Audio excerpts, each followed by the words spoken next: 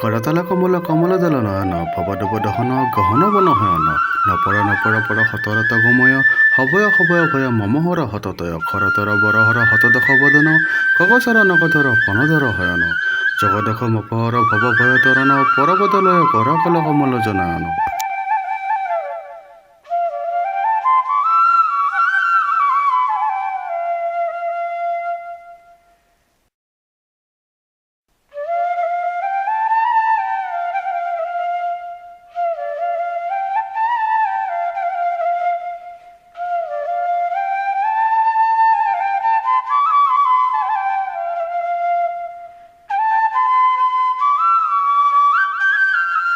মোৰ সেউজীয়া ধৰতীৰ পৰা মই অংকুৰ বৰ্মনে সমগ্ৰ বিশ্বক স্বাগতম জনালোঁ। এই কৰতল কমল কবিতাটোৰে আমি আমাৰ জীৱনৰ প্ৰথমটো কবিতা পঢ়িছিলোঁ।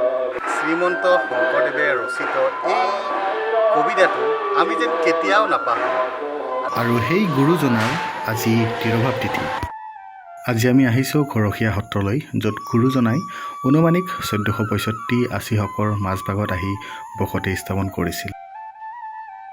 আজি পবিত্ৰ ভাদৰ মাহৰ 22 তাৰিখ আৰু এই 22 তাৰিখে শ্ৰীমন্ত শংকৰদেৱৰ তিৰোভাৱ তিথি হিচাপে পালন কৰোঁ।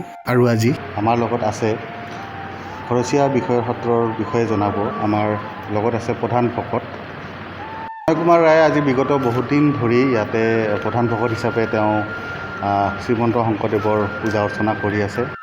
শ্ৰীমন্ত শংকৰদেৱৰ বিষয়ে কেনেকৈ আহিলে, কিমান দিন ইয়াত থাকিলে, তাৰে এটা সমূকে আমাক এটা উদাহৰণ তেওঁ দাঙি ধৰিব। তেওঁ আগতে উজনিতে আছিল, তাৰ পৰা তেওঁ কাৰণবশতঃ হয়তো যেনেকৈ নহওক কিয় আমাৰ নামনিত আহিল। প্ৰথম আহি তেওঁ পাটবাউসী থাকিল। পাটবাউসীৰ পৰা তেওঁ কোচবিহাৰলৈ অহা যোৱা কৰিছিল। সেই কোচবিহাৰলৈ অহা যোৱা কৰাৰ সময়তে তেওঁ এদিনা এখন ভকত বান্ধৱ লৈ ব্ৰহ্মপুত্ৰ দি আহি দবিগোপা দুধনাথ মন্দিৰ পাইছিল। মন্দিৰ পাইছিল, তাতে মানে তেওঁলোকে অলপ নাওখন ৰখিল, জিৰণি লৈছিল। জিৰণি লৈ তাৰপিছত তেওঁলোকে জিৰণি থকা সময়তে বিৰাণতে কোনোবা নাৰীৰ কৰুণ আৰ্তনাদ শুনি যে প্ৰভু মোক বচোৱা বুলি কৰুণ মানে আৰ্তনাদ শুনিল। তাৰ পৰা তেতিয়া গুৰুজনাৰ কাণত পৰিল। কাণত পৰাতে তেতিয়া ভাবিল এই কিন্তু কোনোবা নাৰীৰ কণ্ঠস্বৰ হ'ব, কিবা বিপদে পৰিছে নিশ্চয়। সেইবুলি ভকতসকলক ক'ল যে ভকতসকল নাকখন ঘূৰাই লয়। সিফালেদি সেই দগিগোপাৰ সিফালেদি এনেকৈ আহিল, সেইফালেদি এটা আইনদীৰ সুঁতি আছে, সেই সুঁতিয়েদি সোমাই গ'ল। সোমাই আহি এটা সেই হদতীয়া বুলি কয়, আইনদীৰে সুঁতি, সেই হদতীয়াদি আহি তেওঁ আহি হেৰি পাল হৰিপানী সোমাল। হৰিপানীৰ পৰা আহি তেওঁ 15 বিল সোমাল। 15 বিল সোমাই য'ত আপোনাৰ কদমতলা গম পায় না? হয়, কদমতলা বুলি কয়। তাতে এখন সত্ৰ আছে, তাতে নামঘৰ হৈছে, মণিকূট হৈছে গোটেইখিনি নতুনকৈ। তাতে কদমতলাত প্ৰথমতে পদাৰ্পণ কৰি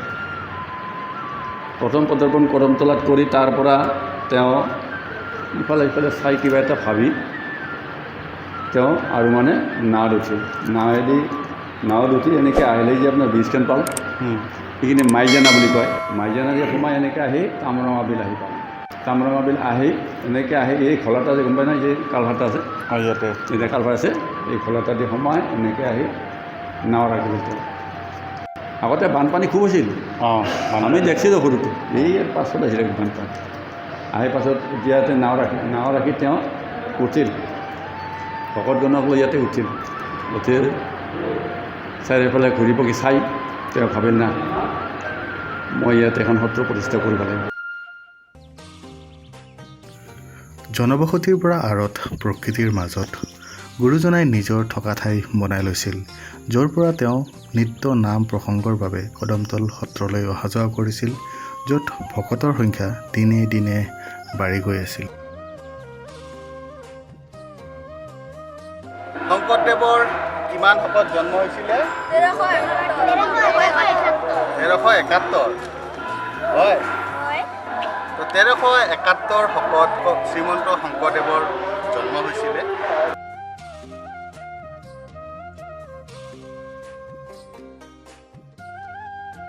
ভকতসকল শংকৰদেৱৰ গুপ্ত নাম কি আছিল?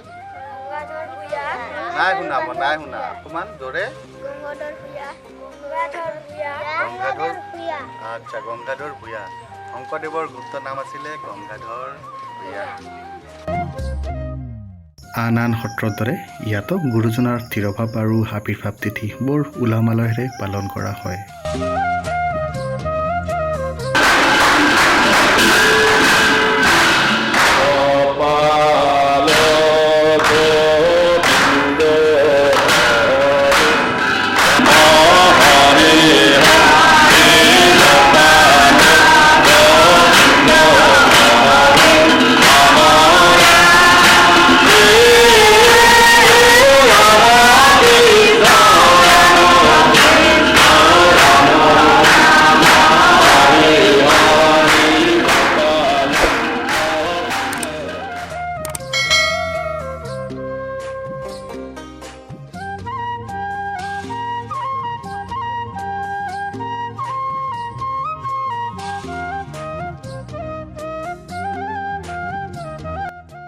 তোমালোকে জানানে শ্ৰীমন্ত শংকৰদেৱৰ শিক্ষকৰ নাম?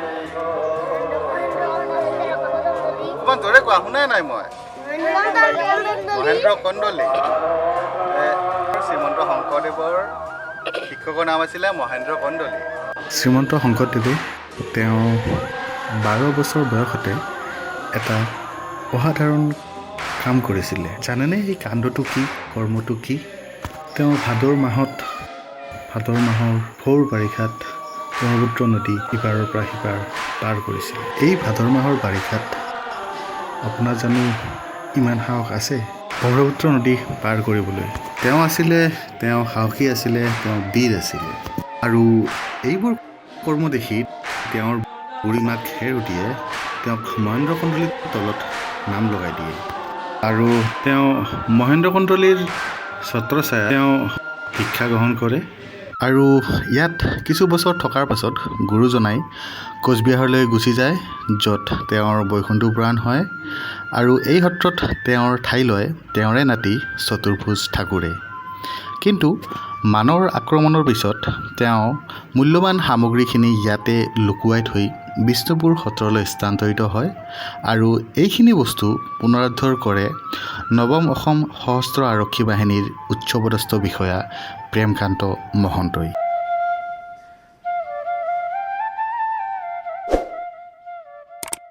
গুৰুজনাই ৰুই যোৱা এই 600 বছৰীয়া বকুল জোপাই আজিও গুৰুজনাৰ কাহিনী পায়। এই বকুল গছডালৰ বয়স কিমান? কিমান? 600 বছৰ।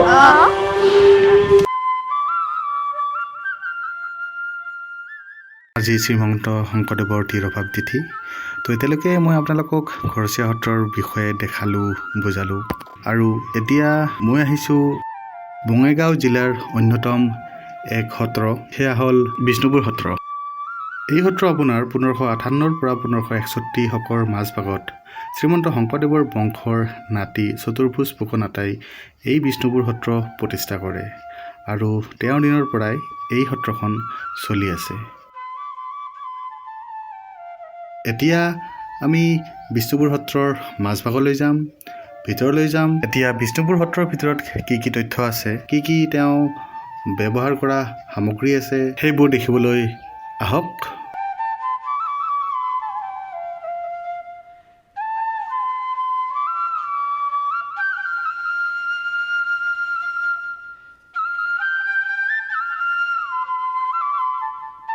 খৰখীয়া সত্ৰৰ পৰা নিতেও কদমতল সত্ৰলৈ অহা যোৱাৰ পথত এই স্থানত সদায় গুৰুজনাই জিৰণি লৈছিলে।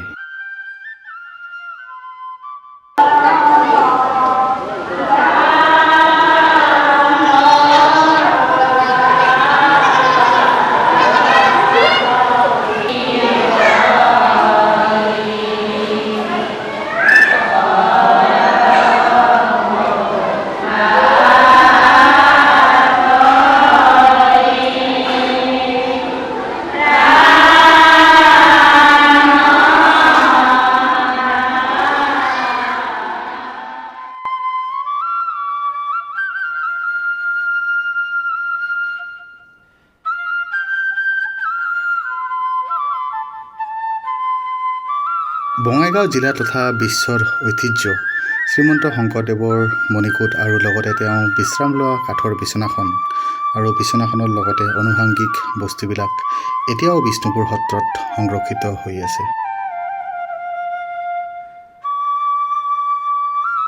শ্ৰীমন্ত শংকৰদেৱে ব্যৱহাৰ কৰা কাঠৰ খৰম, পদশিলা আৰু লাখুটি লগতে বজাৱলী ভাষাত লিখা পুথিবোৰ আজিও বিষ্ণুপুৰ সত্ৰৰ সংগ্ৰহালয়ত নিজৰ স্থিতি অক্ষুণ্ণ কৰি ৰাখিছে।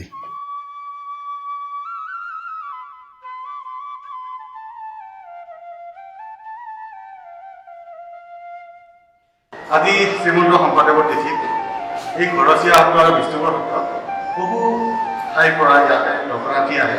তাৰে মাজত আমাৰ মাজত এজন আছে, তেওঁ ইয়ালৈ আহিছে আশীষ ল'বলৈ। তেওঁৰ দুটামান মন্তব্য কথা শুনি লওঁ। আজি গুৰুজনাৰ যি তিৰোভাৱ তিথি, এই তিৰোভাৱ তিথিত আমি গুৰুজনাৰ যি অমৰ সৃষ্টি, গুৰুজনাৰ যি অন্তিম যাত্ৰা, এই দুখন সত্ৰ আমাৰ সমাজৰ কাৰণে উদান দি গৈছে। এই সত্ৰ দুখন সাধাৰণতে বিষ্ণুপুৰ সত্ৰ আৰু ঘৰচীয়া সত্ৰ।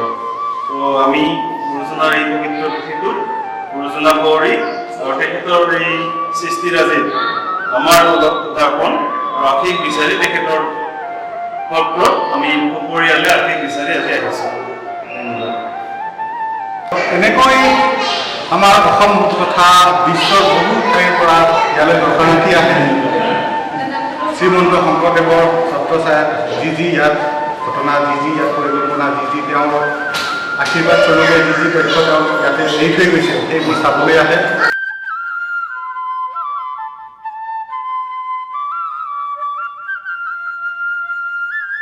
আমাৰ গুৰুজনা অসমীয়া জাতিৰ হৃদস্পন্দন।